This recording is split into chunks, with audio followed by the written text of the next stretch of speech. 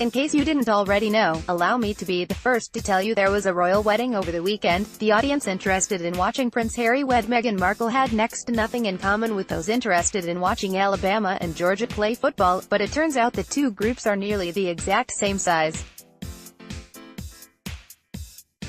According to a tweet by Front Office Sports, the royal wedding stands as the 8th most popular viewing spectacle of 2018 to date at 29.2 million viewers, just edging out the college football playoff championships' 28.4 million viewers. Another similar dynamic played out when This Is U.S.'s finale, on NBC, nudged out Georgia Rose Bowl comeback over Oklahoma, 27 million to 26.9 million, for the No. 12 spot to date. So far year to date, of the top 20 U.S. broadcasts, 19 are live events, 16 are sporting events, 10 are NFL games. Pick.twitter.com/i3d7qfsmgw. Front Office Sports, at Front Office Sport, May 21, 2018. The good news here is that there shouldn't be another royal wedding for, another 25 years or so the 2019 CFP title game should have less competition for the No. 8 spot. Moving forward, Georgia lost quarterback Jacob Eason to a transfer, but gained a younger, more highly regarded signal caller in Justin Fields with the 2018 recruiting class. With Fields on the roster and Jake Fromm not going anywhere, another Bulldog quarterback is considering leaving as well. Stetson Bennett IV, who, outside of the current U.S. Attorney General, sports the best Southern name in circulation, has told Bulldogs head coach Kirby Smart he might rather leave than spend his career as the No. 3 man in Athens. He's looking at some different options, Smart told the Macon Telegraph. Stetson has done a tremendous job for us. We're really excited what he has done for us. We're exhausting every option to try to keep Stetson with us. We think he's a very talented young man. I've spoke on behalf of that multiple times. We hope we keep him here. He has not made that decision yet. Listed at an even 6'0" and 172 pounds, Bennett was a successful quarterback at Pierce County High School and listed as a 2-star recruit before choosing to walk on at Georgia rather than take scholarship offers from Group of 5 and FCS programs. Bennett redshirted as a freshman in 2017, sharing Offensive Scout Team Player of the Year honors with 3 other players. Should Bennett transfer, his stature and walk-on status would draw easy comparisons to Baker Mayfield, which is ironic considering Bennett was tasked with mimicking the 2017 Heisman winner ahead of Georgia's Rose Bowl win over Oklahoma. Both of Bennett's parents are Georgia graduates, so leaving would be a tough decision for the redshirt freshman. We need to keep Stetson there and help us, Smart told the Telegraph. We don't really have many other guys, to be honest. We have 2 young quarterbacks who will be walk-ons, who we think are good players. We've invested a lot in Stetson with the development he took this spring, and with what he did in bowl practices. I'm excited to see what he can do. We are encouraging him to stay so he gets that opportunity. I certainly respect what he has done this far for the University of Georgia and he's a really good student as well. We're selling him on the University of Georgia education. Major news on the Kansas football front came down the pike Tuesday when Tulane announced it has extended head coach Willie Fritz through 2023. Wait, what? Let's back up a bit. Kansas fired AD Shehan Zenger on Monday, citing that a change in leadership is necessary because progress in key areas has been elusive. While Kansas Chancellor Douglas Jerome did not come out and say this move was related to football, he did feel the need to mention head coach David Beatty in his release announcing Zenger's firing.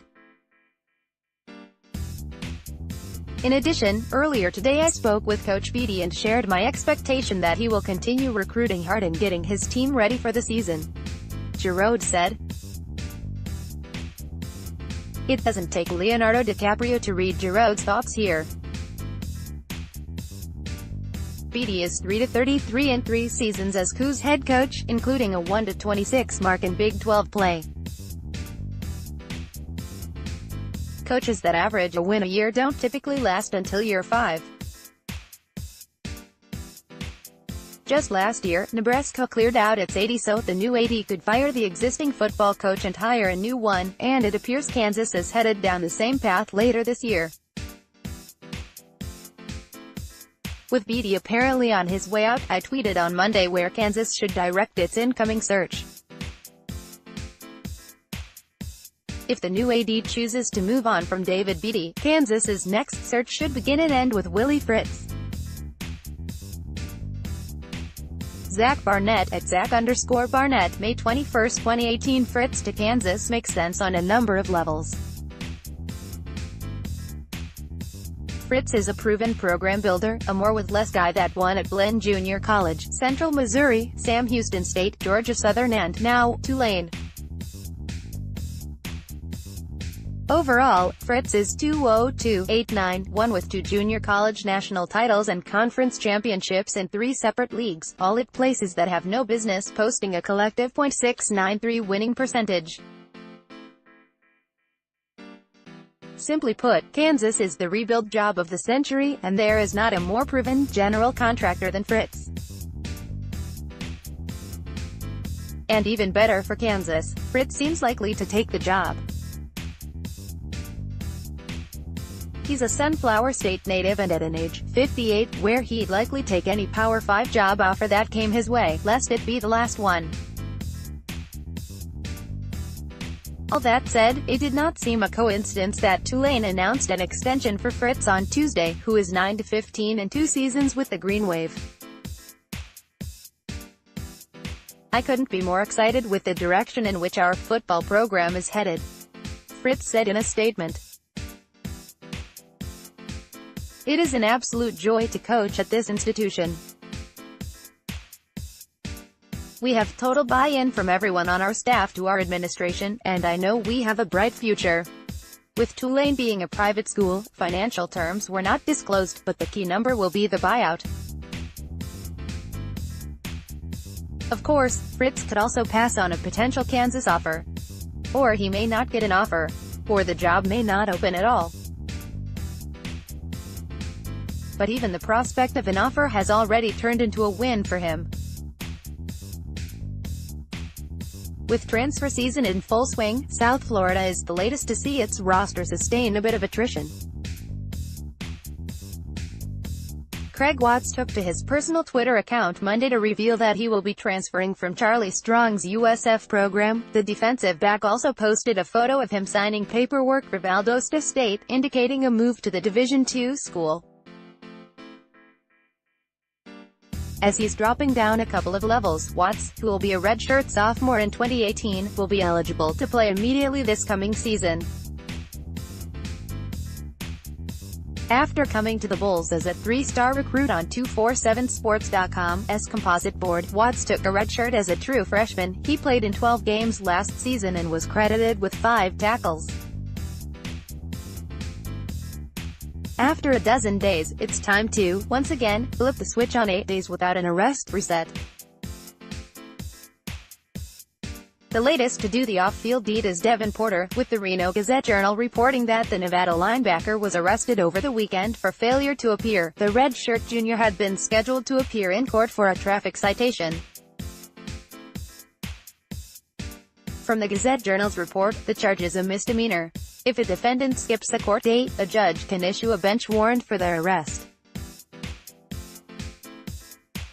If 30 days pass before a defendant surrenders himself, an additional charge for failure to appear can be issued. The maximum sentence for such issue includes 4 years in prison and/or $5,000 in fines, although both are rare. Porter was issued a $415 bail, which he posted and was released. Porter is a walk-on to the Wolfpack football program who has yet to see any game action for the Mountain West Conference school, according to the newspaper. His brother, Cliff, was a starter at left guard for Nevada as a sophomore last season before graduating early and giving up the rest of his eligibility. Tip of the cap, or SNation.com.